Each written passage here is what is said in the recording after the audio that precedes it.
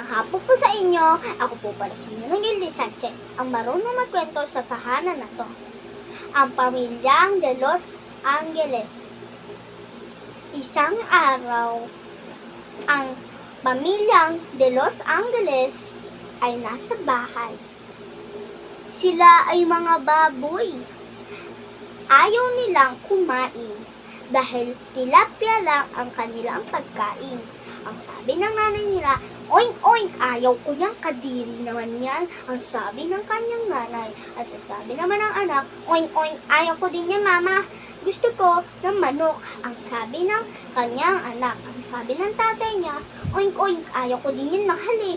At ang sabi ng kanyang tatay, isang araw, habang naglalakad sila, nagpapainggit sila. Dahil may buntot silang mahaba na parang buhok na nila.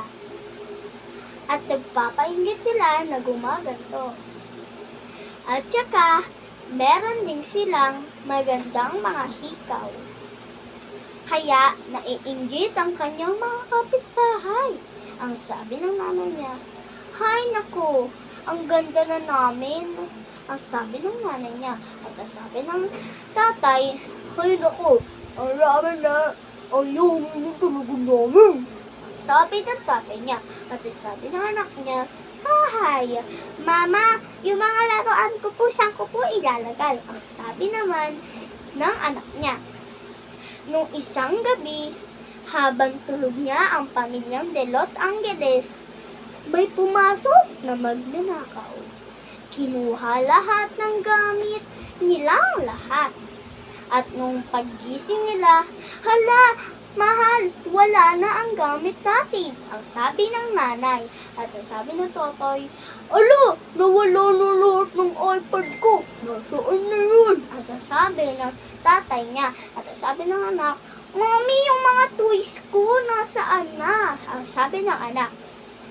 At nanghingi ng tulong ang De Los Angeles. At narinig ito ng mga kapitbahay. Kaya binigyan sila ng mga damit, iPad, at saka mga pagkain. Nagpasalamat sila sa kanilang kapitbahay.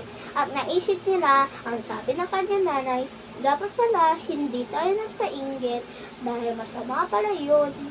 At ang sabi ng kanyang nanay at sabi ng tatay, oo nga dapat tumulong na lang tayo. Ang sabi naman ng kanyang tatay at sabi naman ng kanyang anak, Mama, dapat hindi na tayo nag-inarte. Dapat tinatak natin sa isip natin na dapat tayong tumulong. Ang sabi ng anak niya.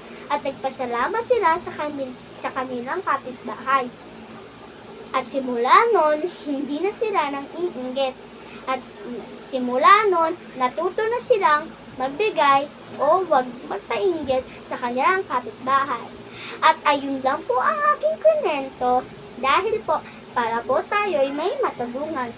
Salamat po sa inyo. Nood po ulit kayo ng aking mga kwento.